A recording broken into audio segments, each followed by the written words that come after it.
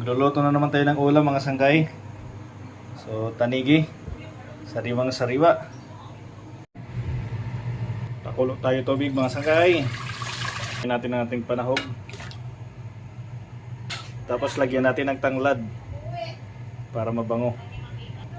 Pakuluan lang natin ito mga sanggay.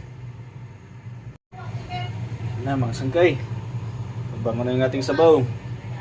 Lagyan natin yung ating tanigi. Yun. Tapos tanggalan natin tong mga bula-bula na to kasi ito ay yung nagpapalansa.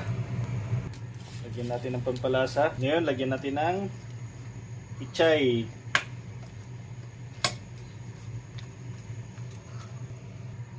Lagyan natin ng sili green.